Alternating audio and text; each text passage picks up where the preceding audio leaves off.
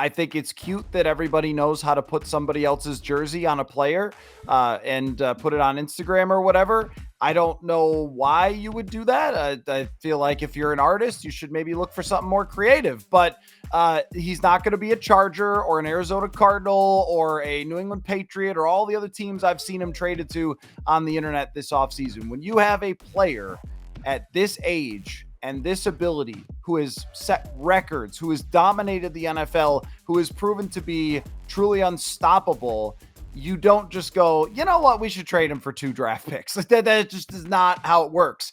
This is like having Aaron Donald only as a wide receiver. You do not let that player go. You try to keep that player in your team's jersey for the entirety of their career.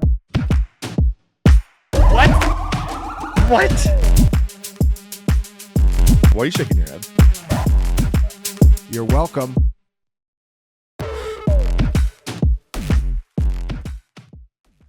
How badly is rookie quarterback J.J. McCarthy struggling in spring practices?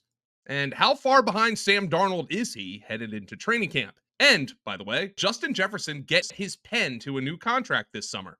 Matthew Coller of Purple Insider helped me navigate through the lush jungle of aggregation and overreaction. Like this video and subscribe to the Fantasy Points channel for 32 breakdowns of 32 teams. This is Franchise Focus, Minnesota Vikings. So Matthew, obviously Vikings have had OTAs and the talk of the town, the talk of the country. Oh, J.J. McCarthy's struggling. J.J. McCarthy isn't playing well. The Vikings have made a mistake. All this stuff. What can you tell me about J.J. McCarthy's OTA practices, of which there are just a handful, and how he's looked so far, and maybe how some of that stuff is getting a little overblown? A little overblown would be an understatement there. Yeah, it's been a weird thing. I forgot what it's like to have a quarterback that people don't have answers to yet, because I've been covering Kirk Cousins for so long. And every once in a while in the summer, we would get somebody who would say, Kirk Cousins is going to win MVP this year. And that would be the hottest take that you'd see shared over the internet. But now what's happening is people are so desperate for content on social media that they are scouring podcasts and reports from OTAs for any single sentence that they can use to aggregate and put out there with a graphic that has big words that says McCarthy fumbled the ball once during OTAs. He's going to be a bust. It's been completely ludicrous. We've seen 2 practices, 1 rookie minicamp, and then 1 OTA practice. Right now, he is their 3rd quarterback behind Sam Darnold and Nick Mullins, as usually is the case with young quarterbacks, working on the field with most of the rookies and the young players and the backups, because he's just learning how to play football, and everybody on the offensive side has to get their practices in. And so you're going to have the 2 more experienced quarterbacks that are on that side of the field with the starting wide receivers, the starting offensive line. And Sam Darnold is a professional quarterback that just played for Kyle Shanahan, has been in the NFL now for a long time, knows what he's doing. And J.J. McCarthy is just learning how to play football. I mean, this guy is 21 years old. He was the youngest quarterback drafted. He was the least experienced quarterback drafted. He only threw something like 700 passes at Michigan. And they understood when they drafted him that they were going to have to do a lot of developing with him. So now here we are deep into May, and shocker, he doesn't look like Peyton Manning yet. So I guess we'll just have to give him till June and then we'll decide. But my observation, my reasonable observation from actually being at the practices, as opposed to all the people who seem to know how to make conclusions based on a couple of tweets rather than actually being there, is that J.J. McCarthy, you could tell easily the talent that he has. It does not take any effort at all to stand on that sideline, watch him throw the football, watch him roll out, throw on the run, watch him move, and see this is a first-round talent. He also looks bigger to me than I thought he was going to look based on watching him at Michigan. You could tell that he's put on weight, and not just that BS weight for the combine to make sure that you get a decent weigh in there, but he looks strong. but also looks very young when you look at him compared to Sam Darnold. And they're teaching him different things. His stance out of the shotgun, they're teaching him footwork. They're trying to teach him a scheme. They're really making him drink out of a fire hose here. And so there's been a few plays where, yeah, he drops a fumble, throws an inaccurate pass. The touch on the football thing is going to have to improve, but we know all this. If he was a 24-year-old player coming out, we might look at it a little bit different and say, I think that practice should have looked a little better. But for somebody who's just learning the position and that they are going to take their time with, they were honest about this and upfront. That's why they signed Sam Darnold, and they said we might not play this guy right away. It's okay if the practice does not look absolutely flawless. But I also think he's made some throws out there where all of us on the sideline watching have gone, okay, wow, that's a laser beam right there. So my big takeaway is I don't know where this is going to go. We're tracking the progress of JJ McCarthy. He might get to training camp and blow away everybody because he's taken these big steps. It might take him a little bit longer, and it might be into the season where he starts. It might be next season where he starts. But this is why it's so hard for these teams to do the right thing with quarterbacks, which is usually develop them, is because the pressure just ramps up. And I feel like the outside world is already trying to do this to JJ McCarthy. And I wish I could pull an e-brake here and just say, stop, RELAX. Like there's nothing that you can take out of an OTA practice to decide today whether this guy is good. And just to finish the opening rant here, Joe, we still don't even know if Justin Herbert or Tua are good. Like, we debate over quarterbacks always and forever. Did you think we were going to decide after 2 OTA practices on JJ McCarthy? Well, look, Matthew, so I'm going to give you a chance to get aggregated here again because I love J.J. McCarthy at his underdog fantasy ADP of quarterback 24 right now, which means he's essentially being drafted as a low-end backup quarterback. And the things you mentioned, the movement ability and the supporting cast all kind of supports that JJ McCarthy could be a successful fantasy quarterback. But if you had to put odds in May on JJ McCarthy starting in week 1, what would you say right now? I would say only about 25% chance that he's starting in May. So take that, make it into a graphic, blow it up, put it out there on every social media channel. Vikings beat reporter, 25% chance. That is only just an estimation based on the fact that Sam Darnold was signed here to start and to make sure that JJ McCarthy was not pushed along too fast. It's also based on the fact that Sam Darnold looked pretty darn comfortable running their offense again in an OTA practice, but this is an offense that he's pretty familiar with a lot of the concepts, having been in San Francisco last year. And I think throughout a training camp, you'll probably see Sam Darnold look pretty good because of exactly what you mentioned, which is they have a lot of weapons. Justin Jefferson is not here yet. Another aggregation situation going on there where we're going through the every hint of Justin Jefferson shows up at a basketball game. That's now like a big news story or whatever. When TJ Hockenson comes back from his injury, they're going to have one of the best tight ends in the NFL. They have 2 of the best offensive tackles in the league, and they are an offense that, despite signing Aaron Jones, they're going to throw the football. Like, that's who Kevin O'Connell is. He is a pass first type of offense. And so if JJ McCarthy can win the job out of training camp, it would be incredibly impressive considering how far behind he is starting, even from other rookies coming into the league. And also with the fact that he has a very legitimate starting quarterback to have to beat out. If he were to win that job, then we would know that he really made incredible progress from here to there. But there's a date that I have in mind that I think is realistic if he's going to start within the season, and that's after the bye week, where they come out and play the Detroit Lions. I believe their bye week is week 6, and Detroit is week 7. They have a really tough start to the schedule, and you could see them getting beaten up a little bit in the early part of the schedule, coming back from the break, deciding to go to McCarthy that he's ready. So I right now don't think he's going to start week 1, but also we're so far away that I would not be tremendously shocked with his talent if he started to master the offense, impress the coaching staff, and then they leaned toward he's ready to go. So let's go to the other JJ, Justin Jefferson. The Vikings were always going to have to reset the market with Justin Jefferson because of his I mean, historically elite production. No, there's been no receiver in NFL history to do what he's done in his first 4 seasons. But Amon-Ra St. Brown has signed. A.J. Brown has signed. Devontae Smith has signed. We're waiting on CeeDee Lamb as we speak right now. I think it's cute that everybody knows how to put somebody else's jersey on a player and put it on Instagram or whatever. I don't know why you would do that. I feel like if you're an artist, you should maybe look for something more creative. But he's not going to be a Charger or an Arizona Cardinal or a New England Patriot or all the other teams I've seen him traded to on the internet this offseason. When you have a player at this age and this ability who has set records, who has dominated the NFL, who has proven to be truly unstoppable, you don't just go, you know what, we should trade him for 2 draft picks. That just is not how it works.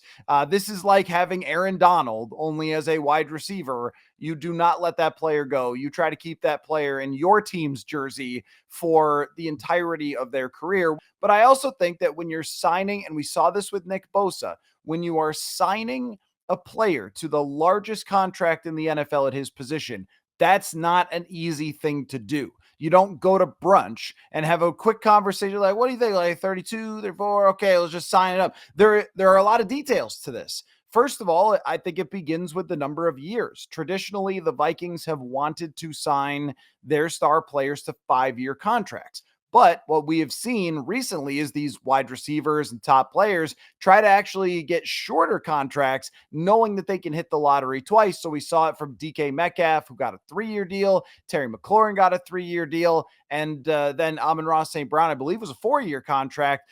And if you're Justin Jefferson, you think, all right, I'm 24 right now. If I sign this contract that's 4 years, I could still be under 30 by the time I'm up for a contract again. And if it's 5 years, it just gives the team a little bit more flexibility, which of course the Vikings want because they want to have more cap flexibility. The farther you could stretch that thing out, the more times you can restructure it and the more control you have in the next negotiation way down the road. So you mentioned TJ Hockenson coming back from the injury. What's the timeline looking like there for him? Yeah, I think that the fact that they signed Robert Tonyan shows you that they pretty clearly don't think he's going to start week 1, and that is reasonable. What happened with TJ Hockenson, not only did he tear his ACL late in the season, I think that was week 16 against Detroit that he tore his ACL. That's really late into the season to do that, but also he injured his MCL and the same injury, and he didn't have to have surgery on that, but they did have to wait until that healed in order to do the surgery. So not only was it a late season ACL tear, it was also an additional wait for them so they could actually do the surgery, which makes it pretty unrealistic to think that he's going to come back in week 1. This is another situation where I wouldn't be surprised if it's after that bye week. They go over to London and then they get the bye. So with him, this injury typically takes quite some time when it's more than just the ACL. We saw this a few years ago with a Vikings corner, Mike Hughes, who had multiple injuries and the same problem. And it took him, I think, 5 weeks into the season or something like that before he was ready to go. I will say that if you want to have a hot OTA takeaway, Robert Tonyan looked pretty darn good for them. He was making plays all over the field, and they don't really have a receiving tight end otherwise. Johnny Munt has been more of a blocker who can occasionally fill in. Josh Oliver is an excellent blocker, but is not somebody that you're asking to catch more than a pass or 2 per week. Robert Tonyan has, I think, 250 catch seasons in his past. And the way that he looked as far as his speed, the way he was catching the football early on, and what we heard from the offensive coordinator, Wes Phillips, is that they were pretty pleased with him. So I wouldn't be shocked if he ends up kind of being that guy that slides into TJ Hockenson's spot for the first few weeks. The Vikings gave Aaron Jones $7 million guaranteed. That's not like massive money, but for a running back who's a little bit older the way he is, decent payday for Aaron Jones. What does that say about how they feel about him and maybe how they feel about Ty Chandler, who, if you play fantasy, like towards the end of last season, Ty Chandler was actually a pretty useful player for fantasy purposes. Absolutely. I think that Aaron Jones is really, really important part of this operation for the Vikings. I mean, the thing about Ty Chandler is he has all the physical skill to be a star running back in the NFL. His burst is incredible. I think he ran a 4.38 at like 200 something pounds. And he has a real shiftiness to him and a little bit of power to go along with it. So he has all the elements. He catches the football pretty well out of the backfield. The problem was last year, pass blocking was a major concern. They used their fullback CJ Ham in a lot of third and long situations rather than having Ty Chandler out there. And there were times where it appeared that he didn't really know which way he was supposed to run on a given play. So mastering the offense is, I think, been an issue for Ty Chandler. It's not really the physical ability. So they might want to limit him to when he's comfortable with certain plays and not have him be asked to be a complete third down back. But also you get an opportunity to sign Aaron Jones if you watch the end of last season. And I understand that is a fantasy trap. And look at the last 5 games and just project that out. And he's Walter Payton or something. Like, I get that, but this is Aaron Jones we're talking about, someone who is a proven, excellent running back. So I think they wanted somebody they could trust on third down, catch the ball out of the backfield. Their passing game on screens over the last couple of years has been downright pathetic. And so I think they're looking for Aaron Jones to help improve that. I am not looking at this as 250 carries, though. I think they would much rather have a split of the carries, but Aaron Jones take care of more of the passing game, more of the pass protection. And I also think that they really wanted a veteran leader in that group because you have pretty young wide receivers, you're bringing in young quarterbacks. And so this is kind of an alpha dog type of guy who's proven himself to be one of the best players in the NFL. I think that they wanted somebody who has that veteran experience to come in, but I believe it will be duo-ish. That's the way I would put it, is duo-ish with him and Ty Chandler, because they do like what they saw from him last year. I'm going to throw another direct fantasy valuation out at you because Aaron Jones right now, underdog fantasy, which is where the best drafts are going on right now, basically is a 6th or 7th round draft pick. He's like the 18th to 20th running back off the board. Would you consider that fair, or would you consider that just doing back and napkin math kind of valuable right there? I think that's kind of valuable right there because they didn't sign him for nothing. They're going to use him. And the one concern I would have, though, about Aaron Jones, and I'm sure he's been through it before throughout his career, is the interior of the Vikings offensive line and just their struggles to find a true identity in running the football since Kevin O'Connell got here. And some of that could be Dalvin Cook was clearly fading. Alexander Mattison was in over his head as an RB1. I think we figured that out about 2 weeks into the season, that he is much better as kind of a backup guy that's getting 100 carries a year. Aaron Jones has a shiftiness, a power to his running ability that, even though the age is going to be a concern from the fantasy community, I think we're talking about a guy who kind of breaks that mold a little bit because of the way that he plays. It's not just completely reliant on that quickness and burst like somebody like Ty Chandler. I think his IQ, his toughness, his shiftiness is pretty special. And you saw that still with the Green Bay Packers at the end of last season. So I think they're going to use him a lot. I mean, my friend at ESPN, Mike Clay, had some good projections on him that I kind of agreed with. Somewhere in the range of 150 carries, somewhere around 800 yards, a bunch of receptions.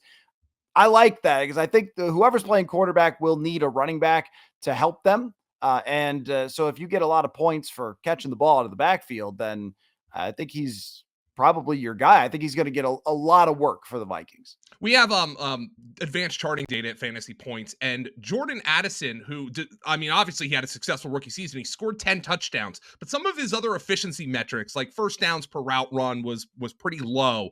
What did the Vikings think about his rookie season, and do you have any areas where you think Jordan Addison can actually improve and get better? Well, one thing that we have to remember, because I've heard this from a few people about Addison, where maybe some of the data didn't love him as much as maybe his raw statistics, that they played 4 quarterbacks last year, and 3 of them were horrendous. So that matters quite a bit. When he was playing with Kirk Cousins, he was terrific. And when it was Josh Dobbs and Jaron Hall and Nick Mullins, maybe not so much. In fact, Nick Mullins pretty much just threw the ball to Justin Jefferson every single time for 2 straight games. We loved that for fantasy, by the way. That was great for fantasy. I'm sure. And I'm sure Justin Jefferson didn't mind it either until Mullins threw it to the wrong team at the end of the Lions game. But the point just being that in some ways you have to toss out some of those numbers because they were just under duress with quarterbacks who, I mean, Josh Dobbs was acquired in the middle of the season and just shows up and is asked to be QB1, which lasted for about 2 weeks, but then was exposed as he went along. And then Mullins is a career backup who is not very accurate, doesn't have great arm strength, and is a guy that you really don't want playing more than a game or two in a season. So, and Jaron Hall is a rookie who did not know how to even run an offense without getting injured, sacked, throwing interceptions. So, I mean, that's, a whole game against the Packers that you kind of have to completely toss out. The point just being that the impression from the organization about Jordan Addison is they couldn't have been happier with what they saw from last year. Now, there's certain things that do have to improve. I mean, one of those is contested catches, and he is on the lighter side. There were a few times where you thought, could you have fought through that contact a little bit better to get there? There were times where teams started to press up on him hard, and when he didn't have Jefferson on the other side, it wasn't easy for him, but I thought he still did a pretty good job, all things considered. At one point, they also lost their number 2 wide receiver, three wide receiver, KJ Osborne. So it was him and Brandon Powell, and that was it for what the Vikings had. So there was a lot of attention and a lot of pressure on him. But I looked at him as he made a lot of spectacular catches. He rarely dropped the football. He was open a lot, I thought, with his just pure route running ability. And maybe the best thing was that he just captured the offense very fast. I mean, he is a football junkie type of guy who came in known as a technician who just couldn't get enough football, and he learned it so fast. We weren't sure, is he going to be wide receiver 1, 2, 3, 4, whatever as a rookie, and he won that job as wide receiver 2 in like a week. And then just went from there and was really good. So I look at him as somebody who is on the rise. And then when you consider that they lost KJ Osborne to free agency, now Brandon Powell is wide receiver 3, that Addison's going to get a lot of football. I think especially with TJ Hockenson hurt, I think there's going to be a lot of the ball directed his way. So, Matthew, before we let you go, I want to ask one more question. I call the Vikings a narrow fantasy team. And I love that because under Kevin O'Connell, this is a team that has thrown the ball to its good players. It's amazing how many teams don't do that, but they give the ball to their good players and they throw the ball to their good players. But is there a name that maybe we haven't mentioned yet who you wouldn't be surprised if he contributes early in the season? Especially, I know you mentioned Robert Tonyan, but especially with TJ Hockenson out. Yeah, I mean, I think if it depends on what level of deep in the weeds that you want to get. Brandon Powell is pretty deep in the weeds, I think. Yes. He's right now he's wide receiver 3. Last year when he was asked to step in, they were very impressed. He's a guy who's mostly been a punt returner before, but he won a training camp competition to get a job last season. And then there was for a couple weeks, heavy load put on him as a top wide receiver because everybody was injured around him. Justin Jefferson was out and KJ Osborne was out for a couple weeks there. And he was up for the task that he was a much better route runner and playmaker than I think anybody thought, maybe even them when they brought him in for a punt returning role. But if you want to go super deep, you want to go final pick of your draft, taking a swing at somebody that you never heard of, Jalen Nailor would be that guy. Jalen Nailor was a 5th round draft pick, I think, out of Michigan State, 5th or 6th. 6th round. And they really liked his first year behind the scenes. Of course, it's Justin Jefferson and so forth. And, he's not going to see the football much. And then last year, he was ready to really compete for a spot on this team and got hurt out of training camp. He finally gets back, gets his opportunity, gets in the game, and then gets hurt again, gets concussed against the Vegas Raiders. And it was just a really tough year for him. But Kevin O'Connell has raved about him throughout these first couple seasons. We've seen him in camp. We've seen him when he's gotten a couple of deep ball opportunities to make plays. Again, I am not saying that he is going to take Justin Jefferson's job, but would I be shocked if he was wide receiver 3? I would not, because I think that the talent is there. Nobody makes my job easier than Matthew Coller. He covers the Vikings for the Purple Insider. He's an author. That's his book that you see back there, by the way. He's a podcaster, and he is a lover of greyhounds. My wife just sent me a picture of my Crimpet doing a major bed fail, which is always fun with greyhounds. You can follow him on Twitter at Matthew Coller, and we're going to be checking in with him later this summer as he gets aggregated on all the top aggregated accounts.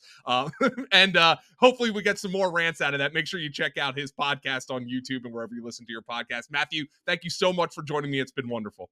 Sure thing. Old men don't have to yell at clouds. Now we just yell at the internet. That's what I'm doing. So thanks for having me, Joe.